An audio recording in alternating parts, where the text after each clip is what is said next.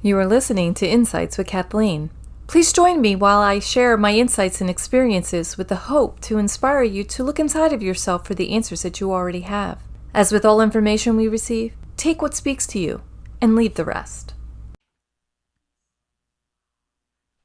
Welcome back, episode 11. Lucky 11, I guess. Woo-hoo. We got Sherry still in the house. I love it. I am. I'm not leaving here. I'm so happy for that because I would be kind of lonely. I would be lonely too. Like, I love coming in every week. It's fun. Not that I mind being alone, but doing this would be lonely without Sherry. Why, thank you. I enjoy your presence too. This is a very fun time. So what do you have for us today, Sherry? Of course. What's on the mind? She was like, let's deliver. All right. Well, I have two things, but we'll get into that. So the first one is, I went to a little bit of a therapy session. I've been doing therapy for a couple years now, and it's been very beneficial. And, I got to a head with my therapist just because, a new situation had arose, and I was kind of floundering a bit because it's new and I didn't know how to deal with it at the time. And she kind of said oh, you regressed. What? And yeah, exactly. It was a lot of that regression word. And I don't know, something about that, it just hurts, because I put in all this work. I'm trying to be my best self. It's a lot. And then it's almost like giving someone way too much power, almost in a sense, because, I'm yeah, I'm doing really well. I know I'm doing well. And she said regressed. And I was like, oh my God, everything I've worked for is gone in an instant because I feel like I'm going back to how I was 5 years ago.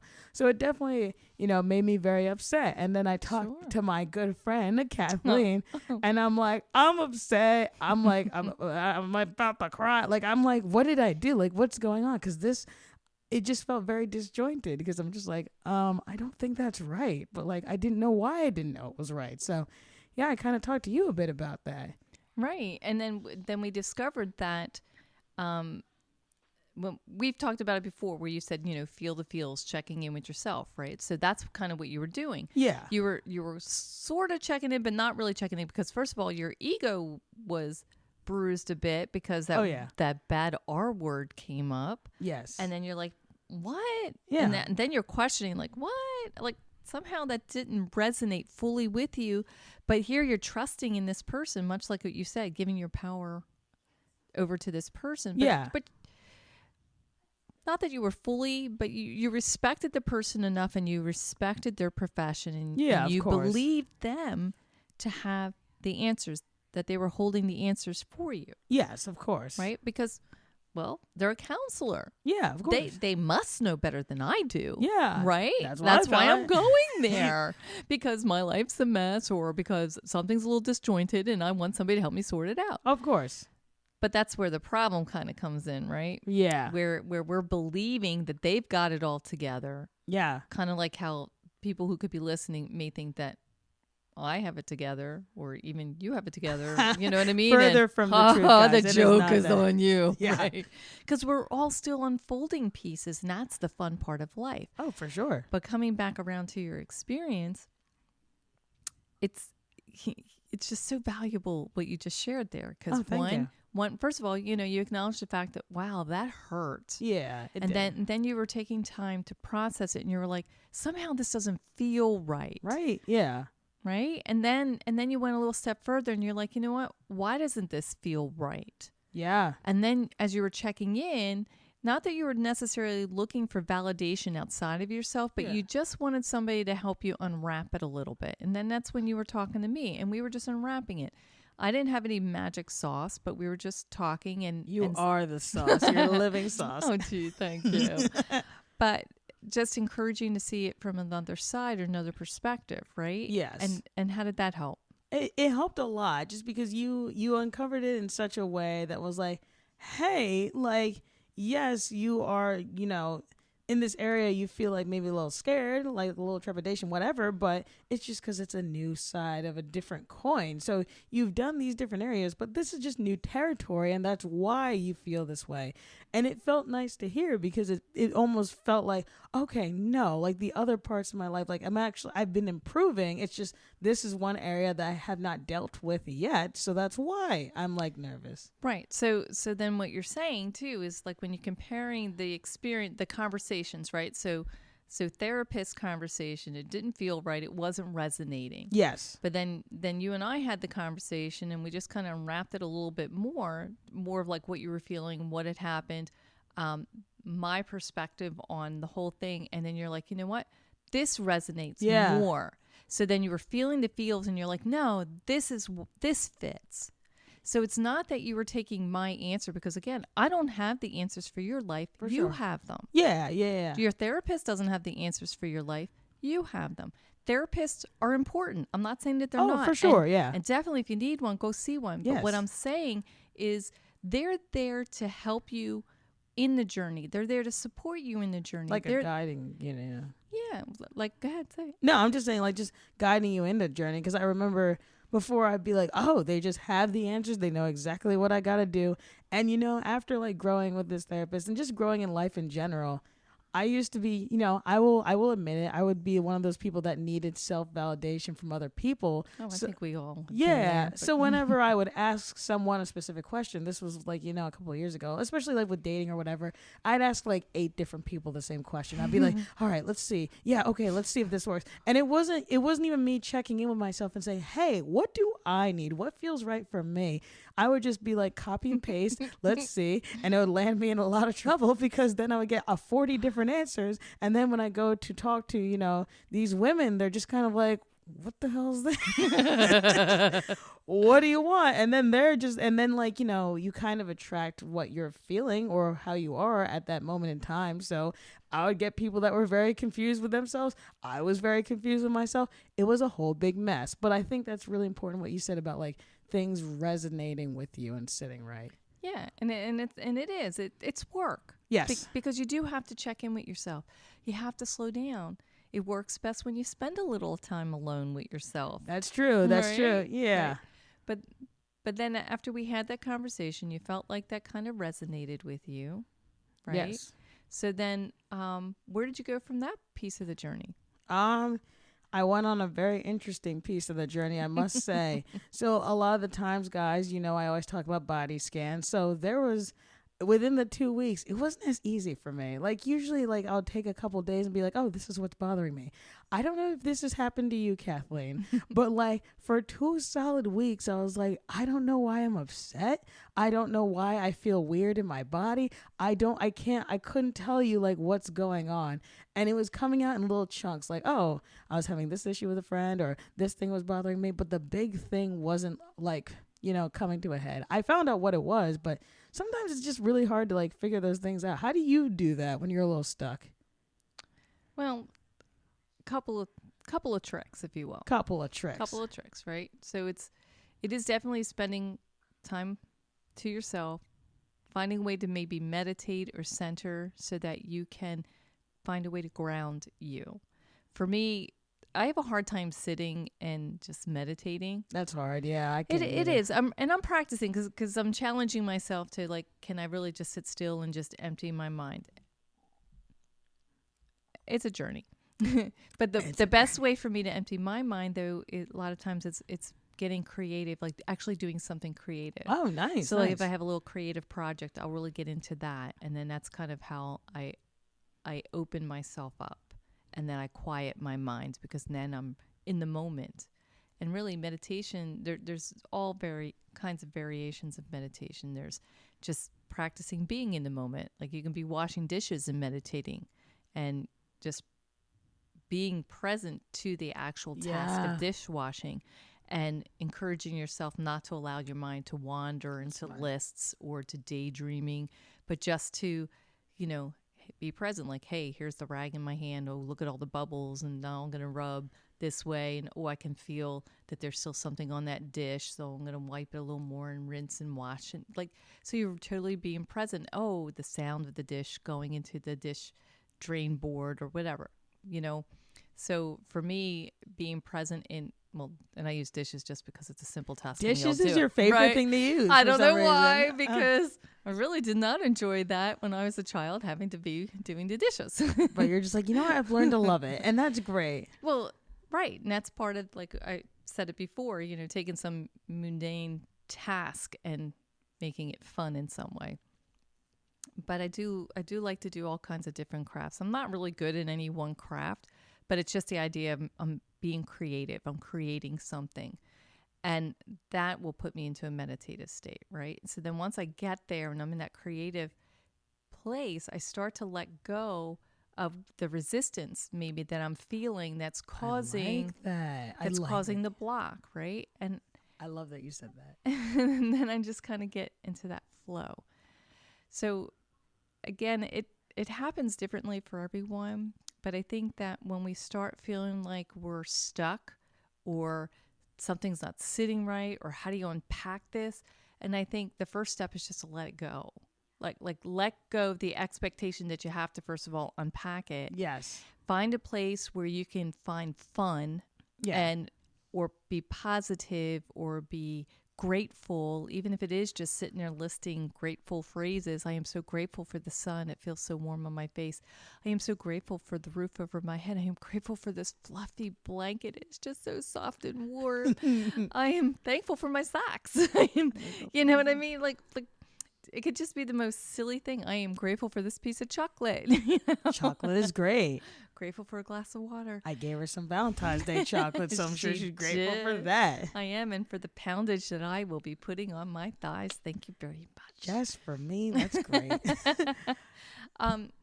So those are some ways to get there. And then once you get more into that joyful, lighter space, it becomes a little easier to start unpacking the heavier.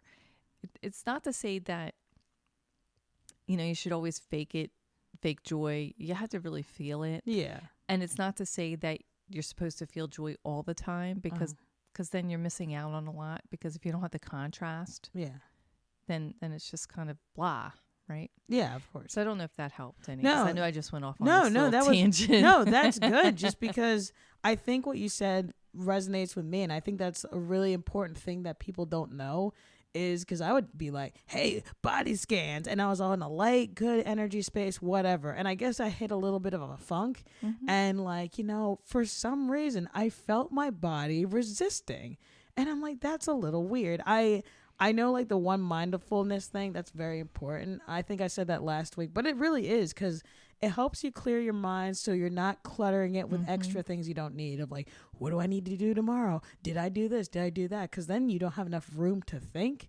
And I was doing a lot of that. So I finally was able to be like, all right, we're just going to watch TV and we're not going to check our phone. We're just going to do class and not open any tabs. And once I did that, the floodgates kind of opened, and I realized, why I was in such a funk, because not that I was going through transition, but like, just a little aspect of Sherry had changed. I don't know if you want to hear it, or we can move it. Sure, no. Go ahead. All right, lay it on me. Okay. Lay it on us. So, yeah, let's do it. So for those of you who don't know, I actually suffer from bipolar disorder. So, it's when you get your extreme highs and extreme lows, but I'm medicated on it. Now, the thing is about the really high highs and the really low lows, the low lows, you get really depressed. It's really hard to do things. It's very challenging to live life.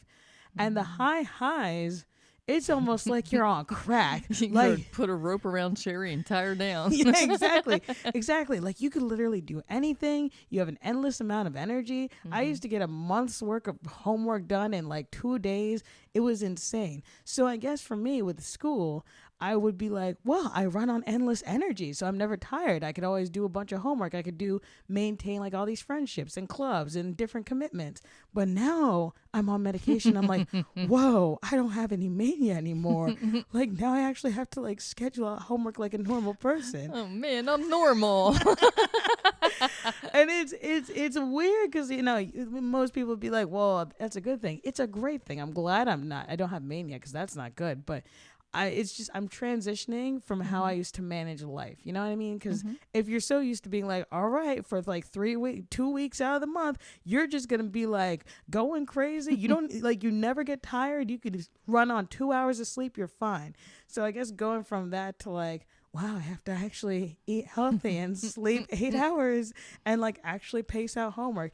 It's a little hard. So I guess I'm going through that transition myself a little bit. Well, Sherry, you've just won the prize behind door number 2. You have now have an even normal life, Sherry. And with that normal, easy life, you have schedules to keep and normal hours and regular eating times. And this is your fabulous prize at life, Sherry. Woo! I'm so glad. Give me the prize.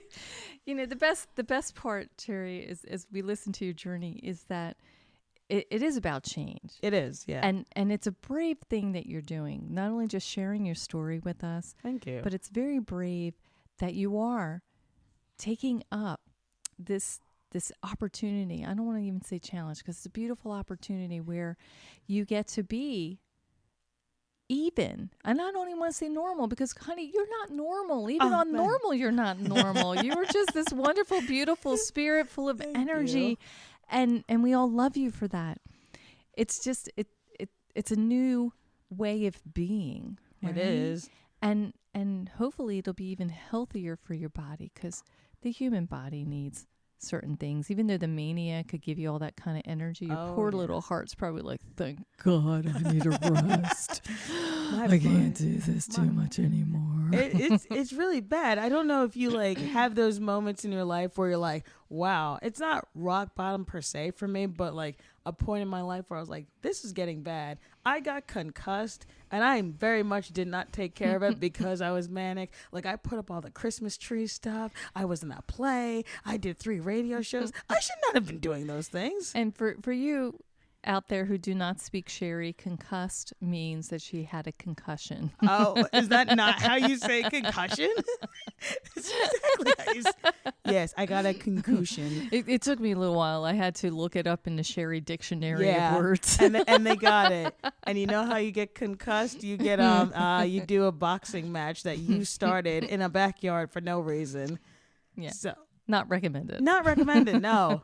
3 specialists told me that, so I can't do that no more.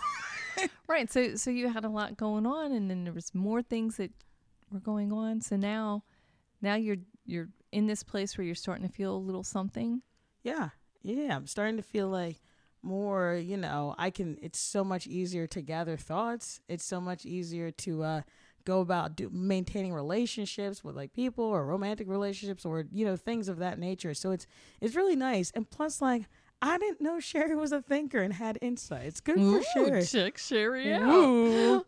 And, one of them was how, I had, a friend of mine, whatever, this happened a while back, but like, I was just getting like a weird energy from this person. Mm-hmm. And like, for some reason, this person showed up in my nightmares and tried to kill me, which is weird because I never get nightmares. And I'm like, there's probably a problem with that. And it's just really nice that I'm in such a leveled, even state that I could even recognize and say, hey, because of like all these things and these different factors, I could just tell in my heart that 1, this friendship is probably not going to help me grow. It's actually going to make me regress. And 2, it's only going to bring me down. And I love Sherry too much to be brought down. Amen. Thank you. Good job. Yeah. Wow. So, you impress me every time we sit down to talk, Sherry. You really do. And if you're not really patting yourself on the back for a job well done, there you go. It. Good. Yeah. Pat it good. All right, one more. Kudos to you for recognizing that there is a relationship in your life that is you outgrew it. Yeah. Right? It doesn't resonate with you anymore. It's not healthy for this version of Sherry because this version of Sherry is moving in a different direction, and you're letting it go. And those are big kudos. It's a hard thing to do sometimes, to just recognize that. And then it's even harder to be brave enough to say, you know what, I can let that go. I'm not a bad person for letting it go. Yeah. I'm loving of myself. And in essence, you're really loving of that other person, because if you can't be fully you and the best version of yourself with that other person, then bless that person, be thankful for the relationship and the time together, and just go. Yeah. No, I think you're right. Because, for I don't know, for any of you listening, I don't know if this has happened to you, but like for the longest time, I had a very big issue with letting relationships go. It was very hard. This is something new as of late. And I used to be like, well, I can't because we have these ties, or I can't because like they're gonna be mad at me, or I can't because I don't know how to do confrontation. And like you kind of stepped in and like taught me that. You have any advice for like some people who are like listening who are going through a situation similar? Yeah. So let me take a breath here. She's like, I need a sip of water. Yeah. So it is hard when in your heart of hearts you're this wonderful, nice person, right? And you know that you are, and you don't want to hurt anybody's feelings, and that's fair, and that's okay. But setting up a personal boundary for somebody else and just respecting yourself first, because that's where it really needs to begin. It's not be conceited and be selfish and keep all the resources to yourself. It's about respecting and loving yourself enough to know that, is this good for me? If this is not good for me, then okay, I need to let it go. How do I let that go? I set a good, healthy boundary. Now, it's one thing, and everybody's situation is different. So let's just say that maybe this is a family member that you can't really just like block their phone number and never ever see them again, right? The family parties, so that's always awkward. So what you can do is just teach how to treat you, because we teach people how to treat us, and that's by what's acceptable behavior and what's not. Yes. So hey, if you have a sibling and maybe they're not talking very respectfully of you, you can say, listen, I really would love to answer this question or help you out with that situation, maybe when you can talk to me more calmly. Yes. Yeah. Or just even setting a boundary. If you're too tired to have the conversation because it's an intense conversation, don't be afraid to tell the person, listen, you know what? I'm really tired. How about we revisit this at another time and give them another time, right? So that's a sort of communication. That is, yeah. If it is a friend or somebody that it's an acquaintance that you met socially that you're not related to, family is a little tough. So yeah, that's a situational thing, right? So I can't really speak for everybody on the broader end of things, but just know you're allowed to set boundaries, and you don't always have to have the conversation when the other person wants the conversation. Right. And you can always decide where and when. But this isn't working for me right here, right now. But if you could be available this time in this place, then we can have that conversation, right? For sure. Back to people that we're not related to or we don't have to live with, and having those kinds of conversations. Like, or no ties. or no ties, or we want to end that relationship. So let's say that maybe you were friendly with somebody and they talk to you and they're like they're into the relationship, like just a friendship, but then they're not into the friendship, or they're sort of into the friendship and they're showing up a little bit, but then every once in a while they're giving you a dig, right? And they're and you're just like, this doesn't feel right. So respect yourself enough to say, you know what, enough's enough. If that person calls you or texts you, you could do a number of things. You can either just not respond, or you can just politely say, hey, thank you for reaching out, but yeah, I'm just not available, or I'm not into you, or yeah. Go ahead. No, I understand. Yeah, because like for me, I'm not gonna say the person, but for me personally, with this particular person, anytime they contact me, it's always negative things. So whether it be about the social climate or just them in general. I'm not saying I don't want anyone to like tell me like, hey, how they're doing, but it's just always like something negative. Mm-hmm. So there's that cloud of negativity already. And then, it's always like, oh, when it's convenient for them. You know what I mean? Yes. Like those people who like contact. Oh, I know what you're saying. Who are just like, oh, well, like I didn't answer you like a couple weeks ago, but like I'm here now and I want to do this. You know what I mean? Mm-hmm. And then already the cloud of negativity, plus like little digs at you, plus like, not respecting you enough to be like, I prioritize certain people over you, which is fine. Like, I'm not mad. I just then don't like assume that I'm going to make you my top priority if I'm very low on the totem pole type of thing. Well, and that's up to you to decide, right? So if this person, if that's how they're behaving with you, it's up to you to decide how you want to show up for them. And if it is through text and then they're harassing you because you're not responding quick enough for them, That's their problem. Right? Yeah. So again, it comes back like you understand that this is where you line up in their life because that's what they've showed you. They showed you this is how. And that's actually a great example of like how do you teach that person back how you want to be treated. So this person is digging at you and sending you negative messages. It could just be a text back to say, hey, love to talk to you, but only if you're going to be positive about stuff. Yeah. You know, oh, if you don't have anything nice to say, you know how moms always say, if you don't have anything nice to say, don't say anything at all. Yeah. Same with texting. Thank you. Goodbye. Exactly. And so reach out when you got something nice to say. And you know, some people like, I don't mean this to sound rude. So for anyone listening, I don't mean it to sound rude, but like, you know, I want to equate friendships to cars, right? You know, a car is never perfect. It sometimes has things that need to be fixed. However, sometimes you get a lemon and sometimes it's not worth it. It's junkyard. Yeah, exactly. And, you know, I don't know about this particular person. It might be a lemon. But you know what I mean? It's just kind of like if you feel in your gut because, you know, you're talking about things that resonate. And for some people, I'm like, you know what?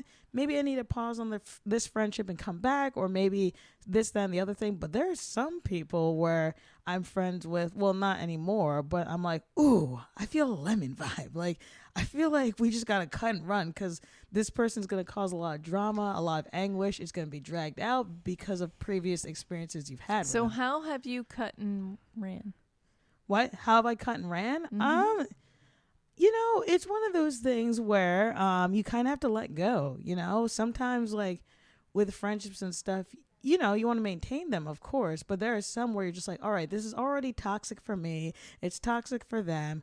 Just, like, let go. Just the essence of letting go. So does that mean then you just stop calling, you stop talking, you stop texting, you stop sharing social media? Like, what does that mean to you, let go? Well, you know, that can mean a number of different things for a number of different people.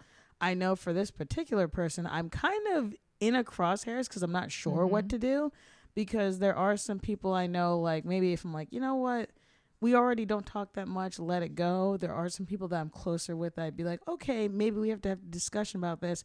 And then there are other people that are very, what is the word for explosive? There's a word for it. I don't know what it is. Not sure where you're going. I don't know what it's called. But there are more people where it's just like, they'll make a very big deal and they're going to drag this out for months when you're just kind of like, I want to let it go now. So there are different types. So well, the let it go now part, even though they want to continue to drag it out. Yeah. Just let it go. Cut it off. Just say, hey, look, you know, I get that you're still into this, but I'm not getting anything from this. I'm really not. So I send you blessings. Thank you. But no, thank you. Yeah, exactly. I think, you know, just, you know, because again, depending on how toxic or how much you don't want that person in your life, I know for some people it got so bad to the point where I'd be like, hey, you know, I'm not into this anymore. And I told you why, and we had a discussion. And you don't want someone to be friends with you who doesn't even want to be friends with you back. Right. And some of that too is it's about reading the landscape as well. Yeah. Right. So I have I've had people in my life where I'm the one doing all the reaching out. Right. And I'm reaching out, and, you know, and I do reach out just because, like, I also know sometimes people are not just busy, but sometimes they get locked inside of themselves. Yeah. And then just depending on the type of relationship, I may continue to do that. Well, after a while, like, I get tired of reaching out and being the only one reaching, right? Me too. So that means that there's a disproportion in, you know, relatability. Friendship. Yes, thank you. Nicely said, by the way. Thank you. So then you have to step back and ask yourself, okay, what am I doing here? Like, what is in and it's not just so much what's in it for me, but truly, is this bringing me joy? It sounds like it's not. Right. So if it's not bringing joy, then why continue to do the activity, right? So when I step back now some of this has to do with family members for me. So I do, it's an interesting dynamic because I can clearly remember growing up, when I was growing up, and of course, this will really tell you some of my age. The phones were hung on the wall, like you were wired. I was there for you that. were wired, like there was no walking around with a wireless phone, or no cell phones, or none Bluetooth, of that. Yeah, none of that. So the phone was on the thing, but I always noticed that my parents did not do a whole lot of calling out. They received a lot of calls in. That's interesting, actually. My mom on occasion would do some calling out, when she was organizing things or doing certain things, but she was never a chit chatter. She definitely wasn't a gossip hound. And anytime that she might be sitting around the table with one of her sisters or whatnot, and they were talking about someone, it wasn't gossiping as much as it was they just wanted to figure the situation out. Ah, okay. Right? So like there was just a situation happening and they just couldn't wrap their minds around it. So they were kind of like unfolding it with one another, if you will. I've done that, yeah. So now it's kind of funny because then when my siblings and I all grew into adults, I started to notice that my siblings don't call each other. Like I'm mainly the one who does the phone calling. And I'm like, what the heck? You're like, why does no one want to? That's weird. And what's weird is when my mom was alive, my dad did zero phone calling. 0, 0, 0. Did he even answer phones? No, because my mom did. My mom was like his built-in secretary or something. I guess so. And I don't know if that could have just been his generational thing as well. They had no phones. Well, no, it was just about like for my. This is funny and it's a little off topic, but it kind of speaks to it. Like when my mom was diagnosed with lung cancer, and we're at the oncologist, and it's her very first visit with the oncologist. Yeah, she's sitting there. My mom was like only 5'4", and she would sit up on those those tables like that they would have you with the paper on it. Yeah, the doctor's office, so you can lay back and they can feel your stomach and whatnot. But she's sitting there and she's just swinging her legs back and forth and. And mind you, my mom's in her 60s and she's sitting there. Wait a minute, I'm almost there too. But she's sitting there swinging her legs back and forth, and Doc comes in and she looks at him. She goes, doctor. He's like, yeah. She goes, I'm an endangered species. What the heck? And this is an oncologist, and the poor man, his mouth dropped to the floor, like you could just clearly see that he didn't know where to go with this. And I cracked up laughing.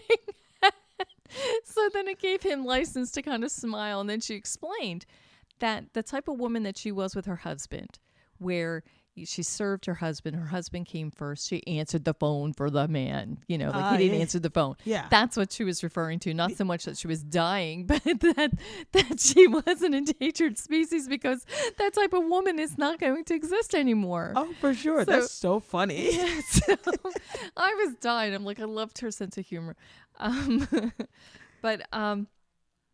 So after my mom died, it was just really interesting to watch because my mom did do most of the phone calling, like when we all grew up as adults. And then when she died, I realized that sort of kind of like fell over to me. Not that I felt it was my responsibility or an obligation I had to take on by any means. But I did also notice that my dad started to do some phone calling. Oh, wow. Oh, no. Isn't that interesting? But back to what I was saying. Sorry, it is a long-winded story in a roundabout way, but that's just what I do. I love that. I love that.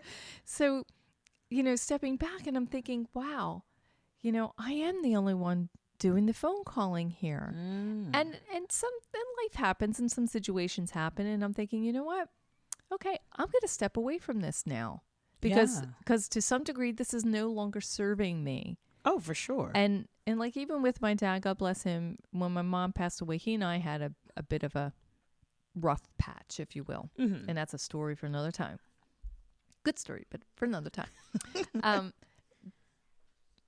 But as our relationship redeveloped, I show up, because my sister and I have had long conversations on it, but I show up when I want to. That's good. And not out of obligation. Yeah. Right? So the relationship with my dad and with all of my siblings overall, it's kind of a little tumultuous to some degree. And my dad is used to having somebody always waiting on him and having people come when he snaps his fingers and things show up. All right. So it's that kind of thing. He's a good man. Don't get me wrong. He's a good man. But this is just what he was used to. How does the food get made? The snapper's not working. Where's the coffee service? What do? It's not working. Right. Or change the cable, before remotes. Yeah. Like just but now I show up when it's good for me. That's good, yeah. And that relationship works better because of that. I'm not showing up out of obligation. I'm not showing up out of duty. I'm showing up out of joy.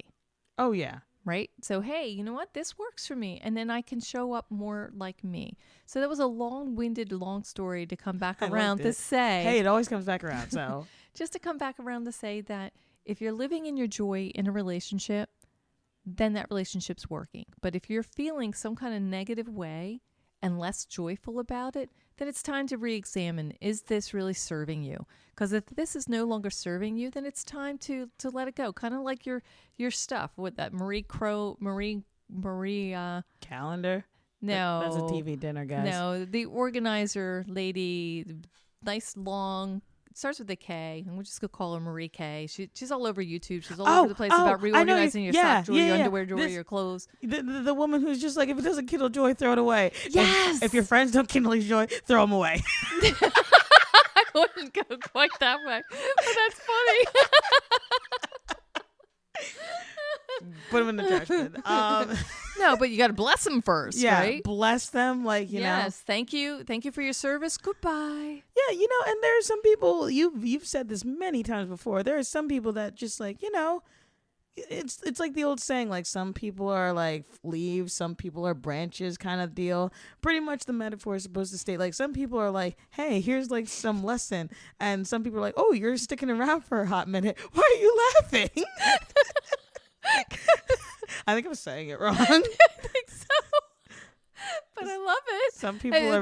That was your other friend, Kathleen, because I don't know that I could say leaves and branches, but here for a season, I've said to you. Here for a season. Yeah, because it could be for a season, for a reason, forever, right? So it's just different. Some friends are here for the moment, some are here forever, and some are just... And, you know, a good amount of, like, it's weird because, like, we talked about transition last week, and a lot of the people now, you're laughing now, a lot of the people, you know, while I've been using that lens of, like, season, reason, ever, whatever, you know, in this friendship I was telling you about, I feel like it did serve a purpose. Like, I'm glad it happened. And I think it's funny because once they serve, not saying, you know, I'm just going to. Once you served your sentence, like you're gone. You're gone. It's not, it just naturally happened that way. Sure. It naturally got disconnected. And I was like, oh, wow, I grew a little bit. And like, this isn't really connecting for me. And I'm not really connecting for them because,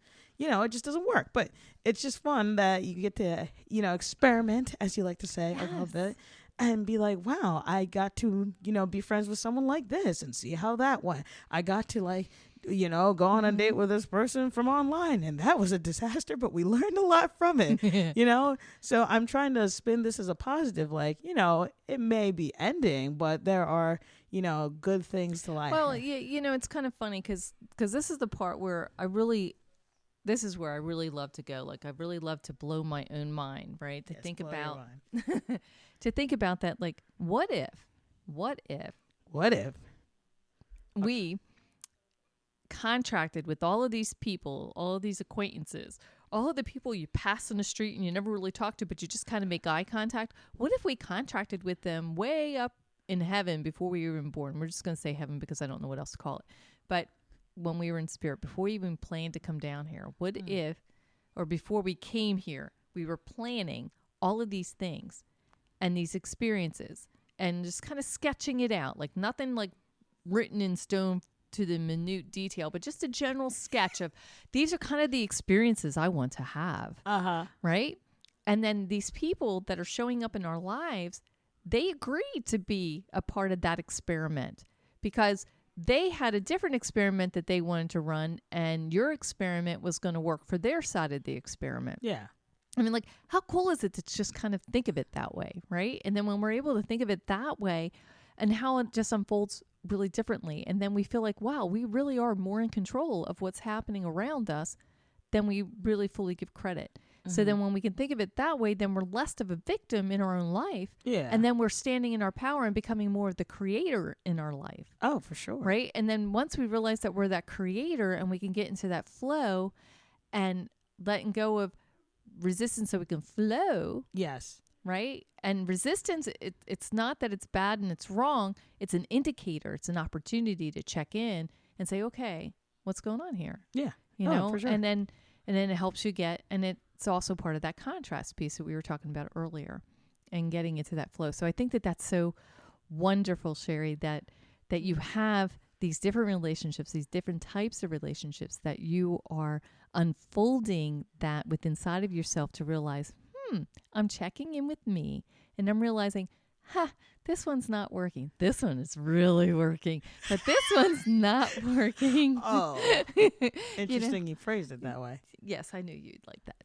So the one that's not working, it's just a matter of, and you know best because it's the relationships that you're holding. You know best. Is it that you just kind of start just stepping away from it and not responding so quickly to things? Or is it that you are very assertive and upfront and just say, hey, listen, I do appreciate the time that we had, but this isn't working for me so much anymore. Yeah. And I just prefer that you didn't contact me anymore. Yeah. Because I'm not really getting positive things from this. And I think you deserve more positive and I deserve more positive and many blessings, or however you want to, send good tidings, if you will. I love it. Very Christmas of you. Yeah.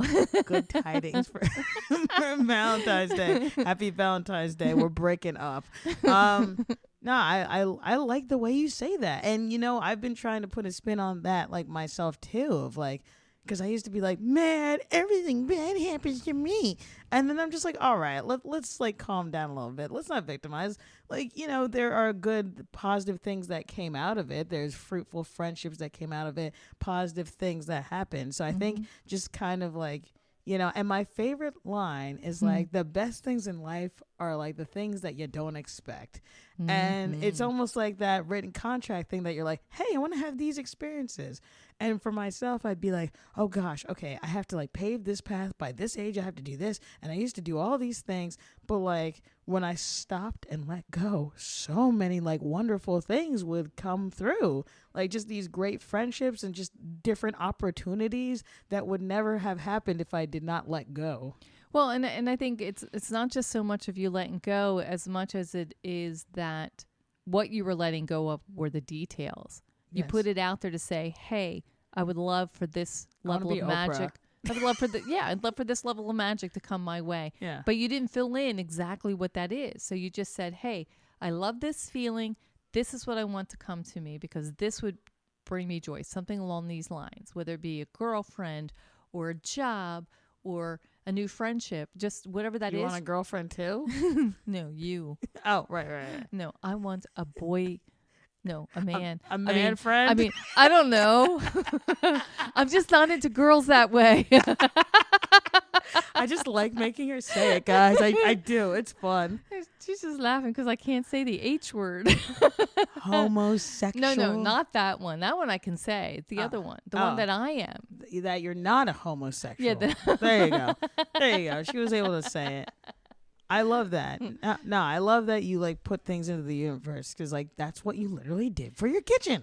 It is. And that's a wonderful, beautiful story too. And, maybe that's for another time as well. So Sherry, thank you so much for sharing what you shared with all of us today. Of course. I know that was a lot of information and we kind of went really fast through a couple of things because that very first one that you started out with, I really wanted to dig that one apart a little bit more, but maybe that would be for another time. Of course. Thank you, everybody, for listening, and we hope you tune in with us again next week.